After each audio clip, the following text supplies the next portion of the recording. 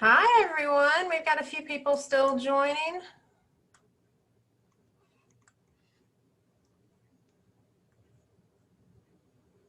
So I'll wait until 11 o'clock before we get started.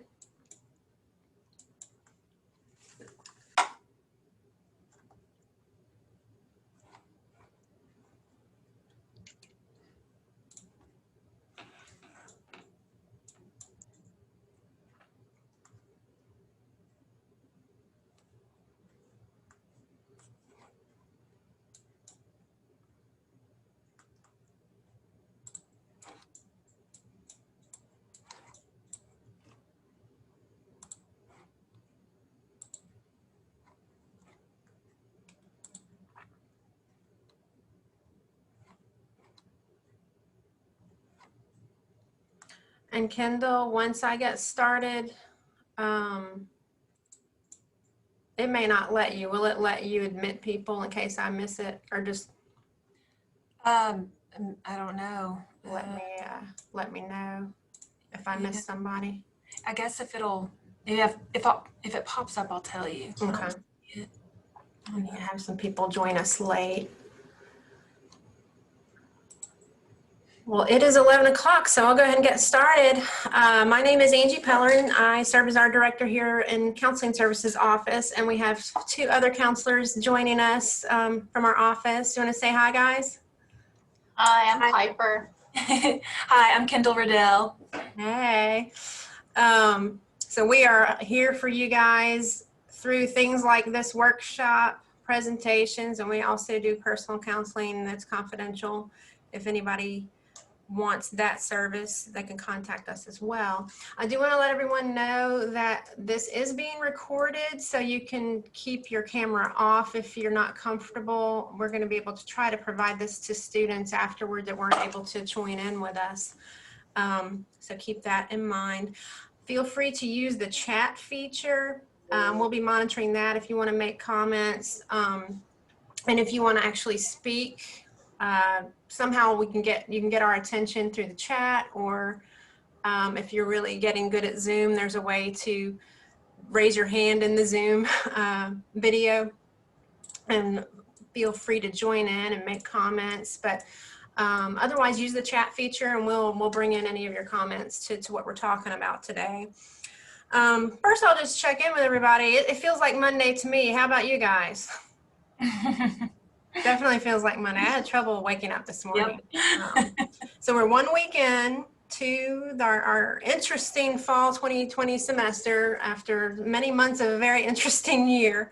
So I'm assuming some of you that are zooming in with us find this topic, I don't know, fascinating is the right word, but maybe a needed topic to talk about what's going on for us, and how we're handling a very stressful time, I think. And feel free to put in the chat, I feel stressed. Did you feel stressed? This has been a real challenging year. So we're going to talk a little bit about what impact that has had on most people, many people. Different people have different ways of handling it, but you might be able to relate on some of the stuff we're going to be talking about. So I'll get started with our slideshow here. If it's going to work, there we go. Yeah, so we're going to talk about how stress manifests itself in our body. So there's the emotional component, of course, but the physical component as well. And then the differences for us and how stress impacts us based on our perception of stress. And that's a really interesting concept on the idea of stress mindset. There's tons of wonderful research on it, and it's pretty amazing. And then we're going to learn a few strategies on how to handle that and practice one while we're here together. So I'm looking forward to that part. So first off, just kind of getting into what you might have experienced, what many of us experience. There's been a lot of all kinds of different emotions, which when you're filled with all these different things, that's pretty overwhelming, to say the least, right? Anybody feeling any of these things? Fear, powerlessness, sense of panic, total exhaustion, perhaps. grief and loss of just our lifestyle and our routine and seeing friends and just normal, whatever normal is, life, going to the store without a mask, those kinds of things. Ceremonies and events, big events like graduations for some people. And a lot of us have dealt with these mood swings where, within the span of 10, 20 minutes, we might feel 5 or 6 different things, and it's kind of confusing for us because it's not our typical day-to-day feeling in response to stress, because this is not a typical stressor, I have to say. I personally have had poor concentration. That's been one of my biggest things. I have trouble reading more than a couple paragraphs and not like just getting distracted and zoning off somewhere. And that's certainly challenging when you're dealing with their academics too. Sleep issues and all the anxiety and depression and up and downs with that. Unhealthy coping behaviors, that could be emotional eating. That could be retail therapy. Anybody likes to shop. Sometimes it's alcohol abuse. Sometimes it's just like getting into arguments a lot and being irritable and just not handling stress in healthy ways. Things that kind of defy who we are and what our values are sometimes. And then I think the biggest struggle for most of us during this time is this sense of uncertainty, not really knowing what the future holds.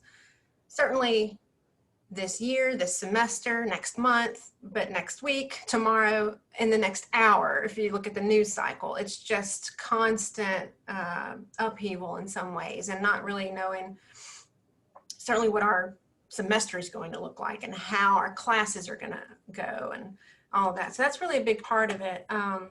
So I want to touch on what happens in the brain when we're dealing with stress in a general sense. And I'm really oversimplifying some very complex processes in our bodies and our brains.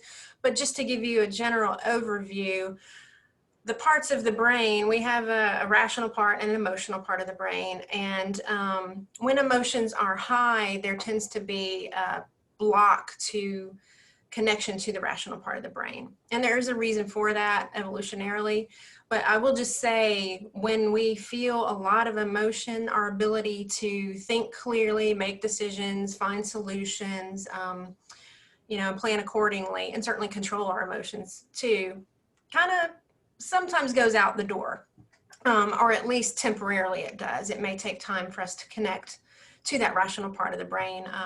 But when we are under a whole lot of stress, that's even more difficult. Let's see, we have someone joining, so I'm gonna let her join us. But yeah, that rational part of the brain is extremely sensitive to stress. It is something that has evolved with modern humans. So it's relatively, it hasn't really been around as long as that emotional part of our brains, which had prehistoric times was stronger, and it's still stronger today. So typically when we're dealing with any kind of stressor, the automatic go-to response is to that emotional part of the brain, and emotions are there for us to take some sort of action. So just knowing that during a lot of stress, if you don't feel like you're thinking clearly, if you can't seem to find solutions to some of the problems that you're dealing with, that's really not uncommon. So keep that in mind if you've been dealing with that struggle. And I have listed here attention too, that ability to concentrate is challenged as well. So keeping that in mind, I think when the spring semester hit and we had to pivot remotely, that was a very unplanned event, and that made that even harder to deal with too. So just a simple way of looking at the parts of the brain and how we handle stress.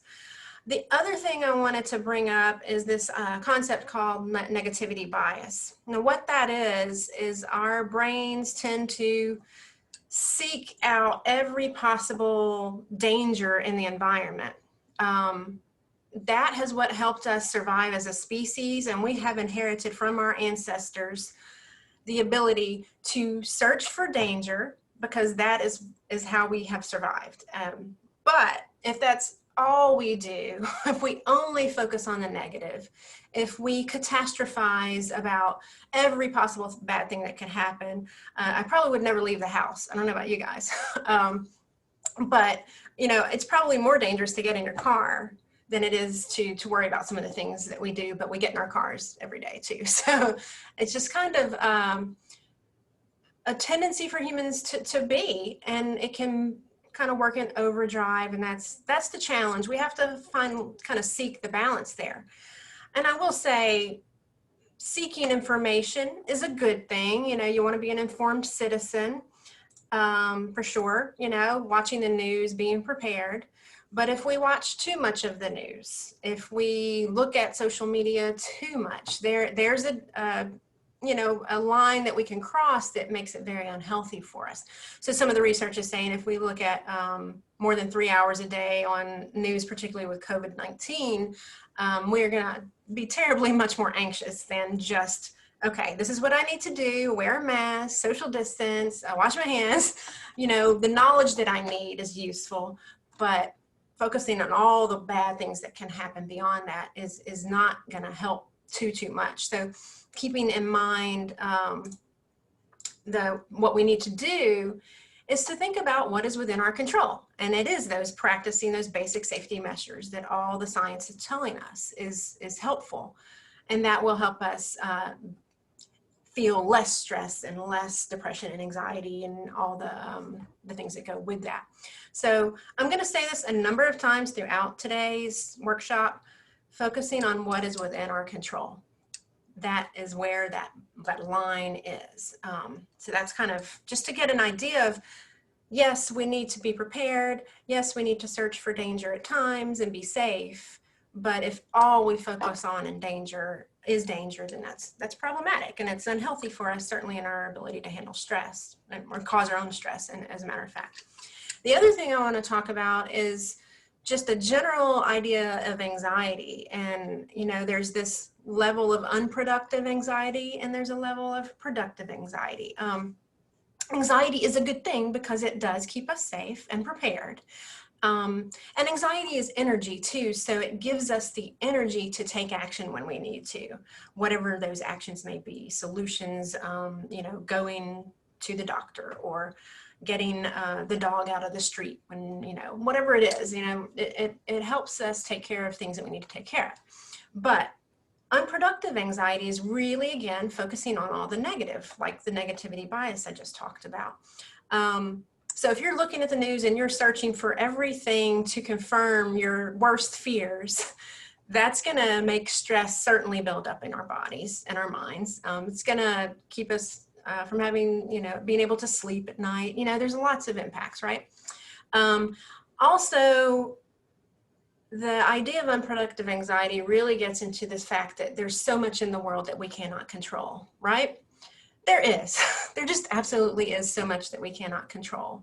And so some people's response to these uncontrollable things in the world is to see what we can do to find control somewhere else. So we will misdirect or redirect in an unhealthy way this need for a sense of control, personal power in our lives.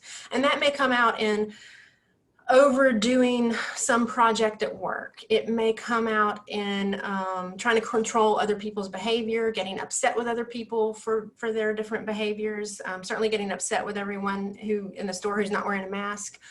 That's anxiety provoking, but we have to only be able to focus on what we can control. And that's the big thing about it. So productive anxiety is really stepping back and looking at the bigger picture. This isn't a personal attack against me and my ability to go into a store. The bigger picture is public health, collective good, and thinking about the good in my life. Like I've got a roof over my head right now, and maybe focusing on the good parts of what's going on. I'm safe, I'm with my family, whatever, good that you have in your life, focusing on that. And then also doing the things within our control. Hand washing and all the safety measures. And beyond that, doing things to help others, which I'll get into later, is so good for us that certainly it helps other people. But it also just makes the energy in the room much better and the energy in the world much better if people are there for each other and helping each other instead of attacking each other, right? So sometimes anxiety will cause us to have a lot more conflict and make things worse. So keeping that in mind on how are we manifesting our anxiety in the world. So now I'm going to get into what stress actually is. I think the word stress gets overused at times. You know, sometimes when we ask someone how they're feeling, oh, I'm stressed. Well, what does that mean? You know, stressed is really not an emotion. It could be I'm feeling sad, or I'm feeling overwhelmed at work, or I've got too much schoolwork. So I feel unable to get it all done, you know. But really, stress is a physiological response. So let's think about this. What stress is. It is when you're challenged outside of your comfort zone, which that's a good thing. We need to challenge ourselves at times, but specifically to a point where we feel that our ability to cope is in doubt. So what that means is, like, we start to doubt our inner resources on being able to handle this given stressor that is presenting itself. So as soon as we start doubting our physical capabilities, emotional too, to handle what is thrown in our way, that's when we feel stress. So really, the scientific definition of stress is there is a stressor, a specific trigger in the environment, and then we have a stress response, which is the fight or flight response, which I know a lot of people have heard of, fight or flight. So getting into what happens with fight or flight, that is a physiological response. So when we feel stress, our body starts to shut down functions that it doesn't need to handle the stressor in the moment. So that might be salivation, urination, like it will shut down all those liquid processes where we expel liquids, because that's not needed to take care of business, you know, in the moment. It's going to speed up our blood flow to our legs to allow us to be able to move, to run if we need to, our heart rate and all of that. It's going to slow down digestion, because that's just not necessary when we're trying to run for our lives, for example. So thinking about that too, certain parts of our body will shut down during acute stress, and certain parts of our body will speed up. Short term, that's okay. Long term, we're getting into some problematic health responses. So, but there's a reason for fight or flight. It is to get things done, take action, take care of business. Now, how do you do that with COVID? How do you do that in these very lengthy periods of uncertainty? You know, we can't be in fight or flight for 6 months. You know, you just can't do that. That doesn't mean we're not doing that. Our bodies may be doing that, certainly if we allow them to. And there's a way to control that. And we're going to show you some strategies down later on. But just to kind of break down types of stress, eustress, distress, and chronic stress. Eustress is actually kind of good stress that you feel. This is a baby carriage in this image. So having a baby for most people, certainly planned pregnancy, building your family, is a positive emotional experience that is very stressful too, right? But if it's something you want and the meaning behind that stressor is worth it, it's a little bit different, you know? So that's what eustress is. Distress is really these acute responses to dangerous kind of things, or what feel dangerous. So a near miss at a traffic light, for example, you know, you get all the adrenaline and everything that pumps in your body. Well, that was a close call, right? Or what if you did have a wreck? Now you're sitting here, you know, in shock a little bit. There's a lot of stuff that goes on in our bodies. Something scary happens, whatever. So that's what distress is, and that's those acute stresses. And then there's chronic stress, which is kind of what we're leading up to with our COVID situation. This is more than 21 days. So how many times can we count 21 days in 6 months? I don't know. I don't have a calculator if anybody wants to do the math, but it qualifies as chronic stress if it lasts at least 21 days. So I think we've had major chronic stress for the past 6 months going on in our lives. And part of what's been going on for us with COVID is just, it has impacted every part of our lives: school, work, home, family, you know, it has impacted so much. So that's what chronic stress really is. And so when we're looking at examples of acute stress versus chronic stress, if you have a presentation for a class, you're working up to that, you're prepared for it, you have a date, you don't enjoy public speaking, you might, your voice might shake, you might get a little sweaty, like clammy hands, like a sweaty upper lip, dry, cotton mouth. There's certain stress responses for things that make you nervous. Physical things like lifting weights, for example. Exercise stresses our body, but it's something we prepare for and we expect and we push ourselves. That's pushing our edge, getting out of our comfort zone and growing in a physical way. So anything that's a real immediate challenge is acute stress. Some of it is good because we plan for it and do it intentionally. Some of it not so much. Chronic stress, on the other hand, are things that are very long lasting and maybe we don't have easy solutions to. So certainly relationship conflicts fall into that. It could be a job that is just we don't enjoy. We have some toxic coworkers. We just don't like dealing with customer service or whatever it is. But also things that we do to our bodies that are unhealthy. So those poor sleep habits. If you don't get enough sleep and you have a sleep schedule that's not regular in any way, staying up watching TV till 4 a.m. and then knowing you have a 9 a.m. class, there's just things that we do to ourselves intentionally or unintentionally. So those things can happen. But all kinds of long-term things would be considered chronic stress. And we can now add COVID to that side of that graphic. Long-term, difficult to manage, lots not within our control. And let's think about that. If we feel a lot in our lives that is beyond our control, I would say that is a defining feature of chronic stress, right? And there's no graphic for that yet, so we're making it here. But yeah, so this is another graphic that gets into what happens to our bodies over long-term chronic stress. And what I really want to focus on here is the part on our brains.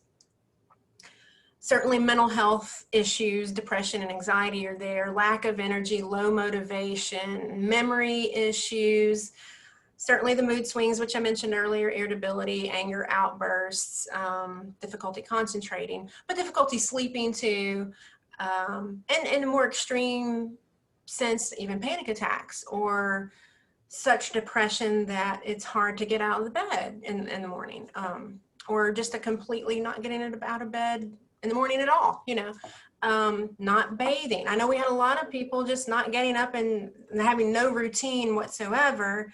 If I don't have to get up and be anywhere, I may not bother taking a shower today. So there's a lot, and that's influenced by depression, but it's influenced by not having routine as well. But yes, there are all kinds of other physical responses. We could have digestive issues and headaches and neck pain and things like that. But truly how stress impacts our ability to function normally, I think is a big, big part of it. And if we expect ourselves to function normally in a situation that is just not normal, give ourselves a break. We need to have some self-compassion there. If you're having trouble concentrating, if you're having trouble sleeping, if you feel low motivation and you don't want to show up for class or do assignments, you're probably not alone. That's just a common response to these kinds of things. So now what I'm going to get into is this idea of stress mindset. There has been a ton of research that has shown that if we feel stress is a threat or debilitating to us, which is kind of what I talked about earlier, if we feel we don't have the inner resources to handle the stressor, then this has a lot of harmful effects. And it really is about belief and perception. It's not reality per se, it's belief. It does impair that decision-making and ability to focus.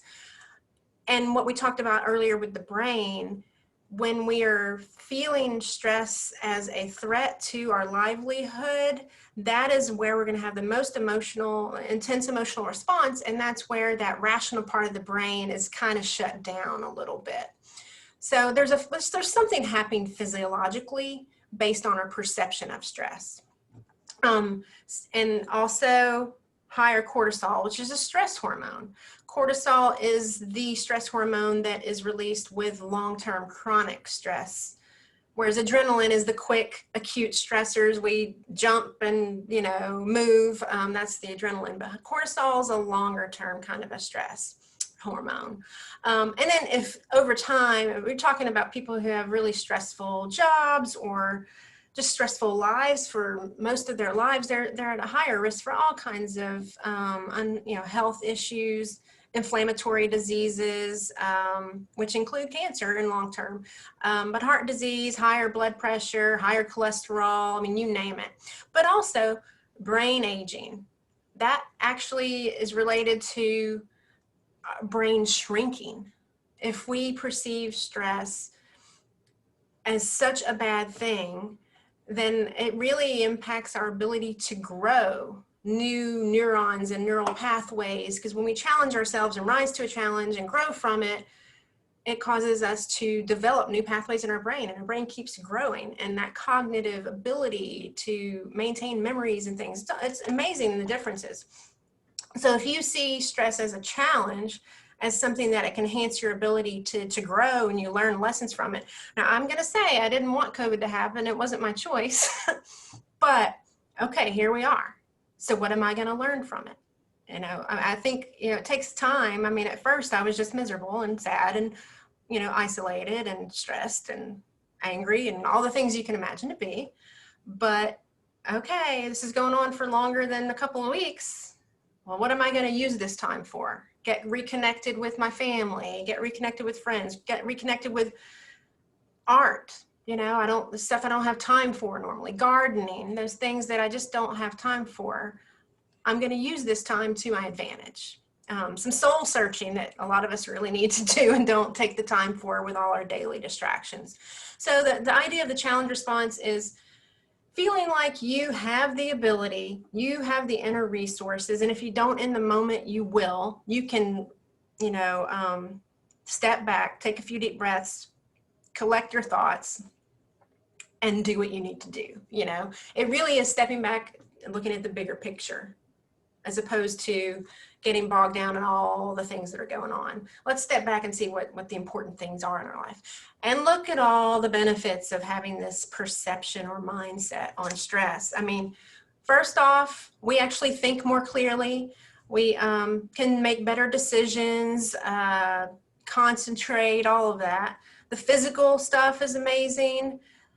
The greater life satisfaction. Let's think about that too. If you're stepping back and figuring out what's important to you in your life. Like maybe you have the stress of raising children, and that is stressful. But what does it mean to you? What's important to you? Family is important. Being a good parent is important. So if you think about the stress that you have and what it means to you, that is going to make you just a generally more content person in your life. This other idea is more receptive to feedback. If, let's say you have a job where you have a boss who has given you some negative feedback about a presentation that you did, or in school, for example, you don't get the grade you want on a paper. If you view stress as a chance to learn and grow, you're going to take that feedback from that paper or whatever your boss is telling you at work and figure out what you can do to be better. And that is certainly an optimal, inspirational way to view stress. Yeah, so maybe my boss was rude when they gave me that feedback, but I'm going to take what's useful from that feedback for me to be a better person or better at my job or better at this task, kind of thing. So overall, very good. And then this growth hormone, DHEA, human growth hormone, it actually enhances so much in our lives, and it builds when we view stress as a challenge. This is very similar to the idea of fixed mindset and growth mindset. Fixed mindset is where you feel like you're born with a certain amount of talent and you're never going to improve, and that's it. You're good in math or you're bad at math, and that's it.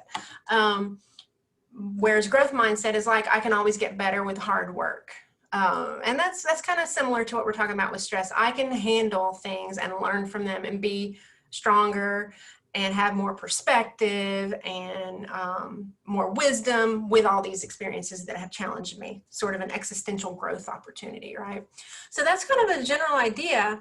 And I will tell you that people that have the challenge response to the stress mindset actually live longer. So, I mean, there's been lots of research on this. So thinking of it in terms of that, I mean, that kind of right there is it in a nutshell, you know? So this is what happens with your body. If you have the challenge mindset, it does not impact your blood pressure or cholesterol buildup in your arteries or anything like that. If you have threat mindset, higher blood pressure, higher cholesterol, all kinds of unhealthy things that it does to your heart, just because of your perception of stress. Two separate people experiencing the same exact stressor, one viewing it this way and one viewing it that way. And that's what happens. It's a different, these are the calm people that step back and are like, okay, they can figure out a solution to the problem and take action. These are the people that just get overwhelmed and kind of freeze up and very emotional and can't find a solution to the problem.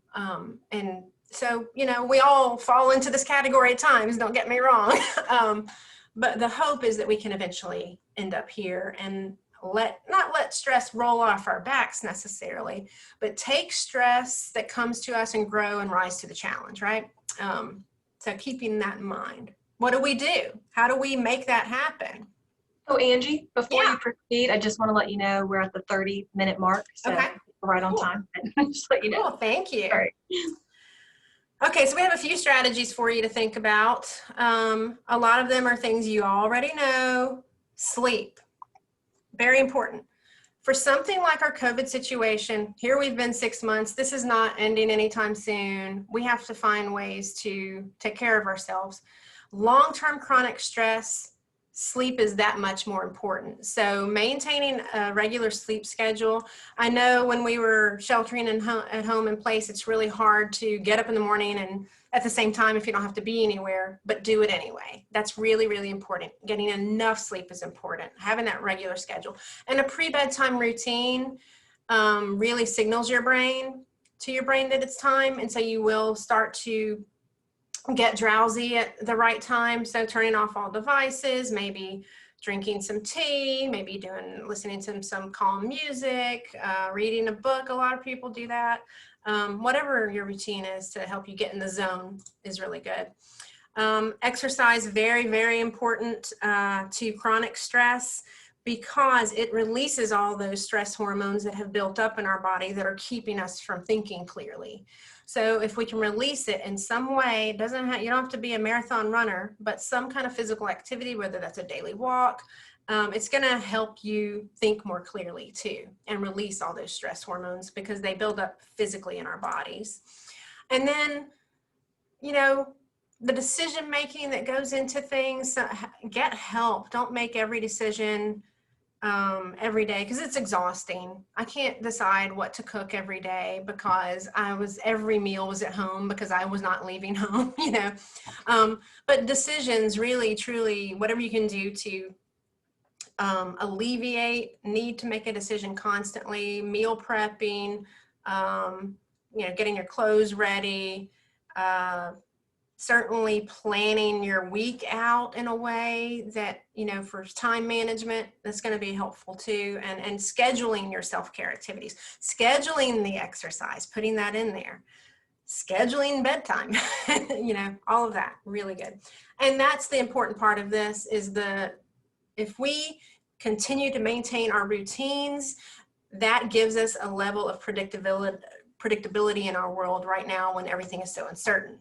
And one added comment to that is reruns. I find that I don't want to watch a lot of new stuff. I'm wanting to watch the old movies and old shows that give me comfort right now because I know what's going to happen.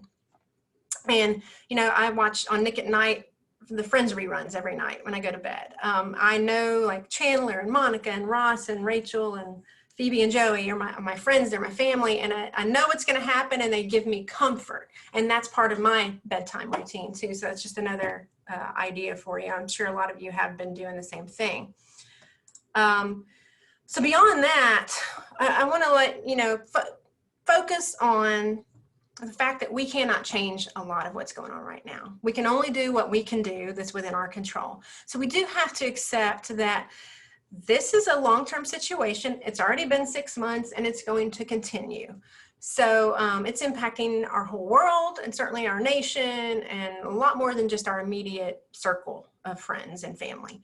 And so we're going to struggle. If you've been struggling, you know, give yourself a pat on the back because we've all been struggling. And if you were not struggling during this, I wonder, like, wow, you know, that's a little odd. So just know that it's not easy and that's okay. We're going to learn together how to do this. But we do have to face that we can't control this right now. And to the need to control it and to need to know the future, we just kind of have to let go of as best as we can. And accept it. I may not like that it's raining right now. I wish it weren't raining. I can let it ruin my day. Or I can be like, yeah, well, it's raining. So maybe I'll read today, you know, whatever. We have to just be okay with it. We can't control it. So what's within our control? We have to look at that. Things are different. We need to adjust. We need to reframe what our idea of productivity is and excellence. So if my idea of being a good student is XYZ, and I'm not thinking as clearly as I did in the past, maybe my ability to read for longer periods of time is just not like it was. And that's okay. Don't beat ourselves up.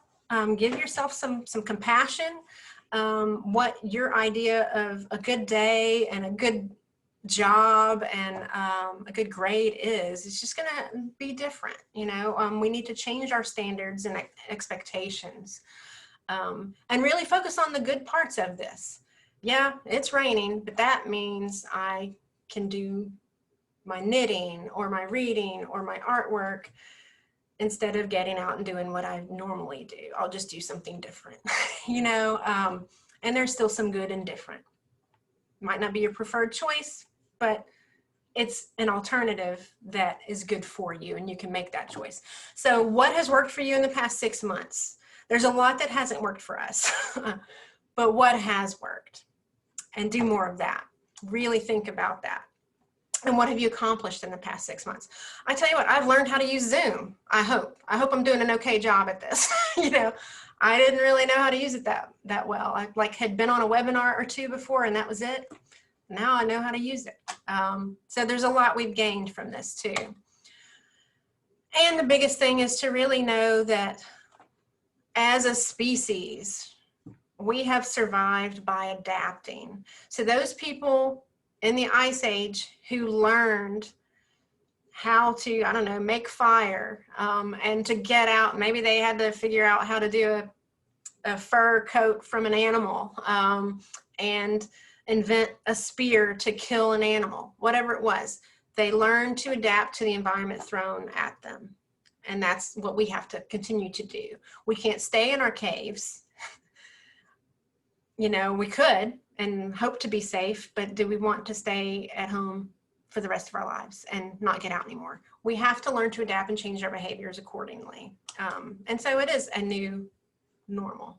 Yeah, I hate to use that phrase, but we have to adapt. So a couple of strategies, and I'm just kind of reiterating some of the things I've already said.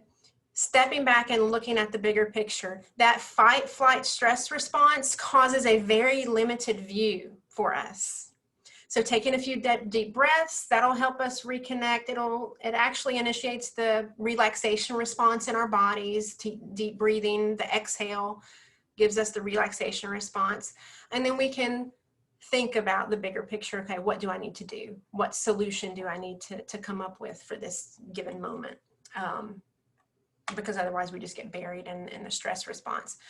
Again, I said this a million times and I'm going to keep saying it, and remind yourself every deep breath you take when you feel stress, think to yourself, what is within my control? That's really what you can do. We can't control everything, but what can we control, and focus on that. And then minimizing fear, really looking at the facts and the science, and challenge our fears. I can sit here and be afraid of everything, but this is what it kind of gets back to, what's within my control. really controlling our information and overload, you know, from news. Every time we're feeling emotional, step back and look at the facts. It's really, really important. And then this is kind of a really tricky one, planning in the midst of uncertainty. We still need to have plans. We still need to set goals, but we need to also set them with self-compassion in hand. I have a goal to get XYZ amount of studying done today, but you know what? I had trouble concentrating and I only got through 2 pages instead of 10. I'm planning for the 10, but I also need to be flexible, knowing that it's not going to be perfect and go according to plan all the time.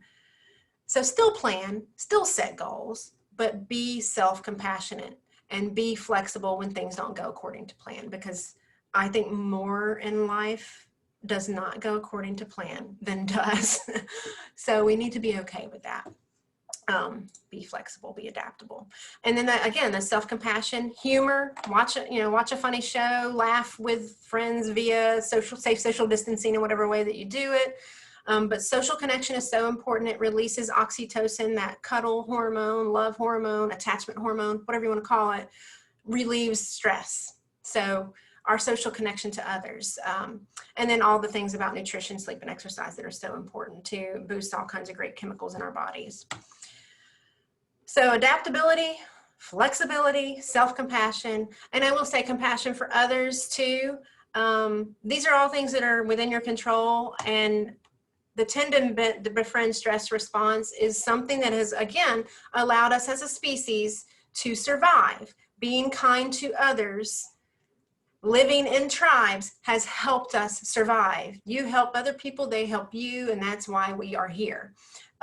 So when you do help others, you get increases in dopamine and serotonin and oxytocin, all these feel-good chemicals, and what they do is decrease that stress response. So sometimes when you are the most stressed, go get a cup of coffee for your friend, or go, you know, bring the trash out for the elderly neighbor, whatever it is, that's going to help you feel better too. So it's kind of selfish to help others a little bit, but that's okay. It helps us. We're helping everybody. I'm going to skip that. So the other thing to stress for you guys, as I've highlighted, stress impacts us physically. So anything that we can do to get back in touch with our bodies and out of our heads a little bit, that perception of stress is important. There's a lot to do. Nature, yoga, meditation, aromatherapy is really great. Like sensing citrus is very uplifting and energizing. Patchouli is very grounding and helps with depression. Rosemary is very uplifting and helps with depression too. So there's specific scents that you can just sniff and feel better. And the reason that works is because the olfactory nerve, which is the one for our sense of smell, goes directly to the emotional part of the brain. It bypasses the rational part of the brain. So that's why sense of smell is so key to our emotional center and centering ourselves. So that's one other good thing. So what we're going to do today here right now is practice meditation. So I'm going to ask you guys to just close your eyes, depending on where you are. Turn the lights down if you want. You know, get into the zone that you need to get into, and I'm going to guide you through a brief guided meditation, and I've got some cool music set for us that's a very grounding for the meditation, because what I'm going to focus on is grounding and rooting and for us to feel stable and secure. We're going to focus on feeling strong and stable and secure.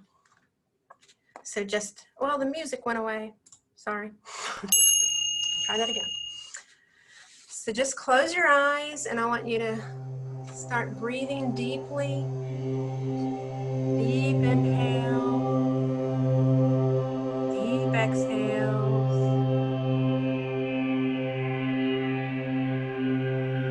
Maybe on your inhale, count to 5. Hold. And on the exhale, count to 5.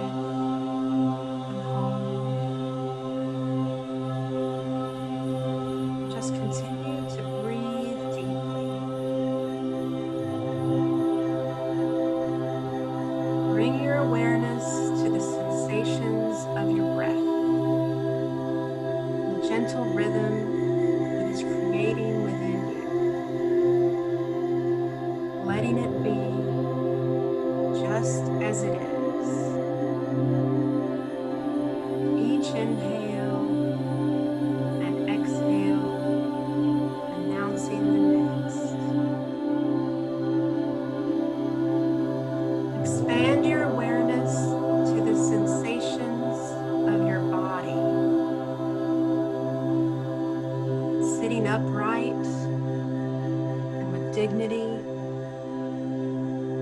bring your attention to the surface beneath you and the support it provides. Root your body into its strength and become aware of your connection to it.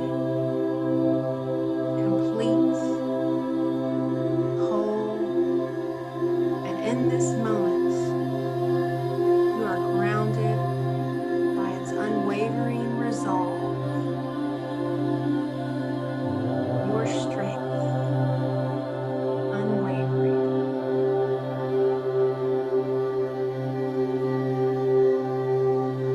As you sit there, visualize a grand mountain whose peaks pierce smoky clouds and continue upward where the air is clear and the view is endless. A mountain with slopes that are both jagged and gentle, supported by a vast foundation rooted deep in the bedrock of the earth. This mountain is a monument to all that is solid, grand, unmoving, and beautiful. Are there trees? Has snow blanketed its lofty heights? Perhaps waterfalls cascading as mist into an open sky. However it is, let it be as it is, a perfect creation. Be this mountain and share in its stillness. Oops.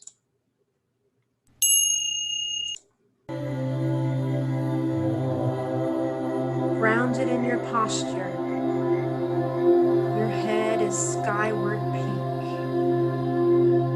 supported by the rest of your form, granting you an awe-inspiring perspective of the landscape before you, behind you, and about you, which flows from your center into the distant horizon. Be this mountain and take on its stability as your own. From the top of your crown, down your neck, and into the balance of your shoulders, like cliffs, descending into your arms and forearms and coming to rest in the valley of your hands. Be this mountain. Your feet, legs, and hips its base, solid and rooted beneath you. A foundation extending up your spine and abdomen, a core of stability. The rhythm of your breath is all that moves you. A living mountain, alive and aware, yet unwavering in inner stillness. Completely what you are, beyond words and thoughts, a centered, grounded, unmovable presence. A mountain which witnesses the sun travel across the sky, casting light and shadows and colors across its consistent composure. Moment by moment, in the mountain's stillness, the surface teems with life and activity. Snows melt, streams run down its face, trees and flowers bloom and die and bloom again as the wildlife returns and departs with the be the mountain, who will be called beautiful and inspiring and dark and ominous, and knows that it is all of those things and less. Be the mountain, which sits and sees how night follows day and back again, which knows the sun by the warmth it brings on rising, and the stars by the way they show in a darkened sky. Through it all, the mountain sits, aware of the changes that each moment brings, around it and to it, yet it remains itself, still, as the seasons flow one into the other, and the air swirls from hot and cold, and the weather turns from tame to turbulent, some so treacherous as to tear at its surface. Still, none of this concerns the mountain, whose serenity is housed within and cannot be disturbed by fleeting furor. In the same way, as you sit in meditation, you can learn to experience the mountain as a means to embody the same centered, unwavering stillness and groundedness in the face of all that changes in your life over seconds and hours and years. Like the mountain, you will experience the changing nature of your mind and body and of the world around you.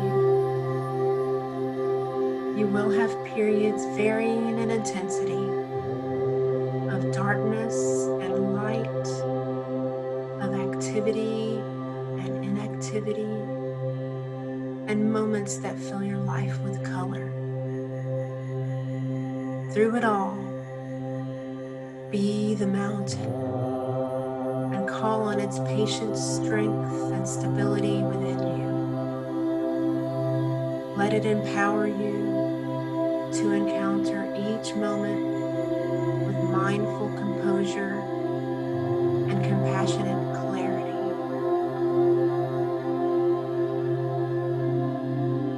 Be the mountain.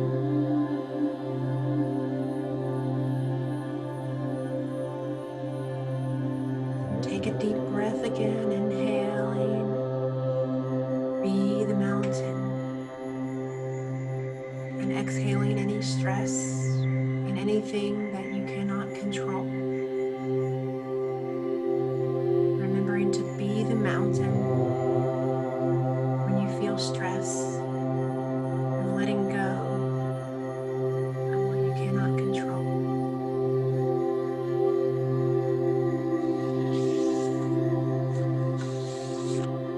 I thank you all for joining us today. That's all we've got for you. I will also remind you about our new mental health platform. It's a self-help platform that you can use 24/7. We will be doing a live demo for this at some point, so keep your eyes on your student email for that date, and we can walk you through how to use the platform and all the features that it offers for you. And thank you again for joining us. So my name's Angie, and Kendall and Piper are here too. We are available to you, and for anything you need, just contact us. Any questions, feel free to email. And if you like, you can email that counseling email, and I can send you some other resources on how to increase the stress mindset, the challenge response to actually help you handle stress in better ways. So I have some other resources. And our next workshop, I believe, is next week, next Wednesday. So keep your eye on our schedule. Thank you all for joining us. We appreciate it.